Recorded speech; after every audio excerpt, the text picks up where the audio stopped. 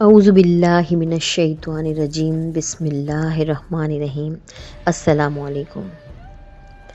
امام ابو حنیفہ رحمۃ اللہ علیہ کی ذہانت کے واقعات۔ پہلا واقعہ کچھ اس طرح سے ہے کہ ایک شخص تھا، اس کی بیوی اس کو منہ نہیں لگاتی تھی اور وہ سو جان سے اس کا عاشق تھا۔ بیوی کی طبیعت شوہر سے نہیں ملتی تھی، اس لیے وہ طلاق لینا چاہتی تھی، مگر مرد طلاق نہیں دیتا تھا۔ مرد اس کو ستاتا بھی نہیں تھا بلکہ بہت محبت کرتا تھا، مگر وہ رہنا ہی نہیں چاہتی تھی۔ ایک دن دونوں میاں بیوی بیٹھے ہوئے بات چیت کر رہے تھے۔ بیوی کچھ کہہ رہی تھی، مرد نے بھی کوئی جملہ کہا، بس وہ چپ ہو کر بیٹھ گئے۔ مرد نے کہا، اگر صبح صادق سے پہلے تو نہ بولی تو تجھ پر طلاق ہے۔ وہ چپ ہو گئی اور ارادہ کر لیا کہ میں خاموش رہوں گی تاکہ کسی طرح سے اس سے پیچھا چھوٹ جائے، اور وہ بیچارہ پریشان ہوا۔ وہ ہر چند بلوانا چاہتا تھا لیکن وہ بولتی ہی نہیں تھی۔ اب وہ سمجھ گیا کہ طلاق لینا چاہتی ہے اور اس طرح بیوی مجھ سے جدا ہو جائے گی۔ اب اس نے فقہا کے دروازے جھانکنے شروع کیے، ان سے جا کر اپنا حال بیان کیا۔ انہوں نے یہی کہا کہ اگر وہ چپ رہی تو طلاق پڑ جائے گی، یہ تو تیری طرف سے شرط ہے۔ اس کی یہی صورت ہے کہ جا کر اس کی خوشامد کرو اور صبح صادق سے پہلے کسی طرح بلواؤ، ورنہ صبح صادق ہوتے ہی وہ تیرے ہاتھ سے نکل جائے گی۔ سب نے یہی جواب دیا۔ پھر وہ ابو حنیفہ رحمۃ اللہ علیہ کے پاس پہنچا۔ وہ وہاں کا حاضر باش تھا، متفکر اور پریشان بیٹھ گیا۔ امام صاحب نے فرمایا، آج کیا بات ہے، پریشان کیوں ہوں؟ اس نے کہا، حضرت واقعہ یہ ہے کہ میں نے بیوی سے کہہ دیا کہ اگر تو صبح صادق تک نہ بولی تو تجھ پر طلاق۔ اب وہ خاموش ہو کر بیٹھ گئی ہے۔ امام ابو حنیفہ رحمۃ اللہ علیہ نے فرمایا کہ طلاق نہیں پڑے گی، مطمئن رہیے۔ اب وہ مطمئن ہو کر آ گیا۔ فقہا نے امام صاحب پر تانے دینے شروع کیے کہ امام ابو حنیفہ رحمۃ اللہ علیہ حرام کو حلال بتاتے ہیں۔ ایک صریح حکم ہے کہ اس کو کہہ دیا کہ طلاق نہیں پڑے گی۔ امام صاحب رحمۃ اللہ تعالیٰ نے یہ کیا کہ صبح صادق میں جب آدھا گھنٹہ باقی رہ گیا تو مسجد میں جا کر زور سے تہجد کی اذان دینا شروع کر دی۔ اس عورت نے جب اذان کی آواز سنی تو سمجھی کہ صبح صادق ہو گئی ہے، بس بول پڑی اور کہنے لگی، صبح صادق ہو گئی، میں مطلقہ ہو گئی، اب تیرے پاس نہیں رہوں گی۔ جب تحقیق کیا تو معلوم ہوا صبح صادق نہیں ہوئی، وہ تہجد کی اذان تھی۔ لوگ قائل ہو گئے کہ واقعی امام ابو حنیفہ فقیہ بھی ہیں اور مدبر بھی۔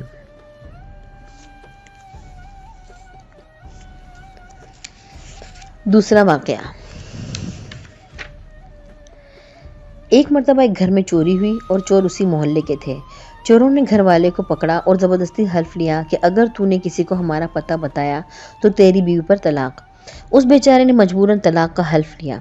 وہ چور اس کا سارا سامان لے کر چلے گئے۔ اب وہ بہت پریشان ہوا کہ اگر میں چوروں کا پتہ بتاتا ہوں تو مال تو مل جائے گا مگر بیوی ہاتھ سے نکل جائے گی، اور اگر پتہ نہیں بتاتا تو بیوی تو رہے گی مگر سارا گھر خالی ہو جاتا ہے۔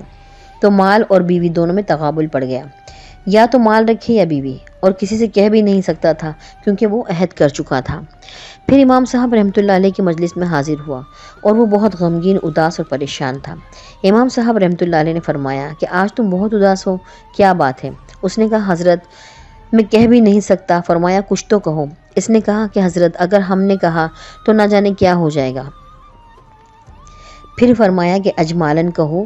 تو اس نے کہا کہ حضرت چوری ہو گئی ہے، میں نے عہد کر لیا ہے کہ اگر میں نے ان چوروں کا پتہ کسی کو بتایا تو بیوی پر طلاق۔ مجھے معلوم ہے کہ چور کون ہیں، وہ تو محلے کے ہیں، لیکن اگر پتہ بتاتا ہوں تو بیوی پر طلاق پڑ جائے گی۔ امام صاحب نے فرمایا کہ مطمئن رہے، بیوی بھی ہاتھ سے نہیں جائے گی اور مال بھی مل جائے گا، اور تو ہی پتہ بتائے گا۔ کوفے میں پھر شور ہو گیا کہ امام ابو حنیفہ یہ کیا کر رہے ہیں، ایک تو عہد ہے، جب وہ پورا نہ کرے گا تو بیوی پر طلاق پڑ جائے گی۔ یہ امام صاحب نے کیسے کہہ دیا کہ نہ بیوی جائے گی اور نہ مال جائے گا؟ علماء اور فقہا پریشان ہو گئے۔ امام صاحب رحمۃ اللہ علیہ نے فرمایا، کل ظہر کی نماز میں تمہارے محلے میں مسجد میں آ کر پڑھوں گا۔